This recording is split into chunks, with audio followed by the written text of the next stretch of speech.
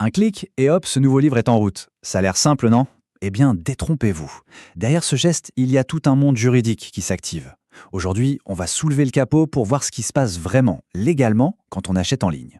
Alors, on s'est déjà posé la question, qu'est-ce qui se passe, comme par magie, au moment précis où on clique sur « Acheter maintenant » ? Parce que ce clic, il n'est pas anodin du tout. Non, il déclenche toute une série de conséquences juridiques. En fait, un vrai contrat est en train de se former, juste là, sous nos doigts. Allez, on décortique ça ensemble. Alors, pour bien comprendre, on va commencer par les bases. Avant même de parler d'achat en ligne, il faut revenir aux fondamentaux du contrat. Parce que ce soit signé avec un stylo ou validé par un clic, la logique de base, l'ADN de l'accord, eh bien c'est la même. Selon la loi marocaine, et plus précisément le Daïr des obligations et des contrats, le fameux DOC, un contrat, pour tenir la route, il a besoin de 4 piliers solides. On a le consentement, la capacité, l'objet et la cause. Le consentement, c'est facile, c'est quand tout le monde est d'accord. La capacité, c'est avoir le droit de s'engager. L'objet, c'est le produit ou le service en question. Et la cause, c'est tout simplement la raison de l'échange, obtenir un bien en échange d'argent. S'il en manque un seul, tout le contrat peut s'effondrer comme un château de cartes.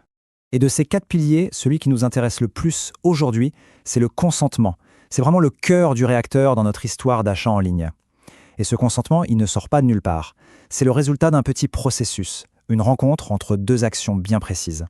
On pourrait appeler ça la danse de l'accord. C'est universel. D'un côté, il y a une proposition, ça, c'est l'offre.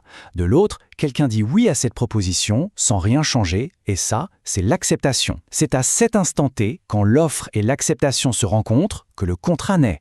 Et à partir de là, il a force de loi. Ce qu'il faut bien piger, c'est qu'une offre n'a pas toujours besoin d'être écrite noir sur blanc. Sur un site web, c'est clair, la page du produit avec le prix, c'est une offre express, directe. Mais vous savez, un taxi qui attend à sa station, il ne crie pas « je vous propose un contrat de transport ». Le simple fait qu'il soit là, c'est une offre tacite. La loi reconnaît ces 2 manières de proposer un accord. Bon, maintenant, on va prendre ces vieux principes et on va les jeter dans le monde du numérique. Comment est-ce que cette poignée de main légale se passe quand tout va à la vitesse de la lumière? Eh bien, le processus est beaucoup plus cadré qu'on ne le pense. Alors, regardons le parcours typique. L'offre, c'est la page du produit, avec toutes ses infos. Ensuite, on vérifie son panier, on confirme, et là, attention, le moment crucial arrive. Le contrat n'est pas scellé quand on clique sur « Payer ». Non, il est formé au moment où le paiement est accepté par le système du vendeur. C'est subtil, mais c'est l'étape 4 qui compte.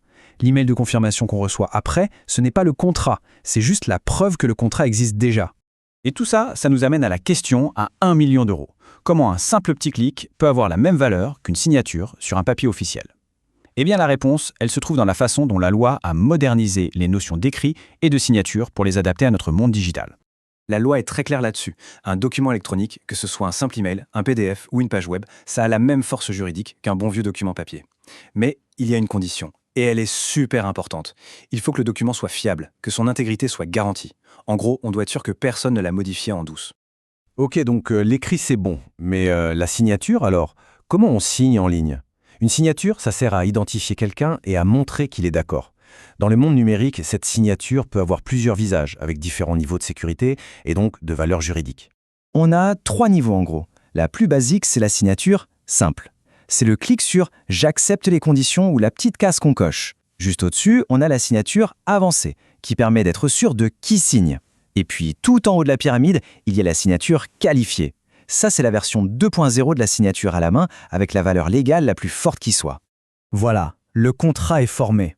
À partir de ce moment-là, c'est fini de rigoler. On passe des promesses aux obligations. Et ce sont des obligations très concrètes, avec la loi derrière. Le vendeur doit envoyer le produit, et l'acheteur, il doit payer. Cette phrase de l'article 230 du DOC, elle est fondamentale. Les contrats valablement formés tiennent lieu de loi à ceux qui les ont faits. Ça veut dire quoi? Ça veut dire que cet accord, c'est comme une mini-loi privée juste entre le vendeur et l'acheteur. Et on ne peut pas y échapper sur un coup de tête, pas plus qu'on peut décider d'ignorer le code de la route. Et cette loi privée, il faut l'appliquer honnêtement. C'est ce qu'on appelle le principe de bonne foi. Le vendeur ne peut pas envoyer un autre produit à la place et l'acheteur ne peut pas juste inventer un problème pour ne pas payer. Il faut respecter non seulement ce qui est écrit, mais aussi l'intention, l'esprit du contrat. Oui, mais parfois ça dérape. Que se passe-t-il si une promesse n'est pas tenue, si l'un des deux ne joue pas le jeu? C'est là que le droit sort un concept hyper important, la responsabilité contractuelle. Pour que le vendeur soit tenu responsable, il ne suffit pas de se plaindre. Il faut prouver une chaîne de 3 éléments. 1. Une faute. Le vendeur n'a pas livré ou a livré un produit abîmé. 2. Un dommage. On a perdu de l'argent ou subi un autre préjudice. Et 3, le plus important, un lien de causalité. Il faut prouver que c'est à cause de la faute qu'on a subi ce dommage. Sans ces 3 maillons, pas de responsabilité. Mais est-ce qu'un vendeur peut avoir une excuse valable pour ne pas livrer? La réponse est oui, ça peut arriver. Mais attention, c'est seulement dans des cas très précis prévus par la loi.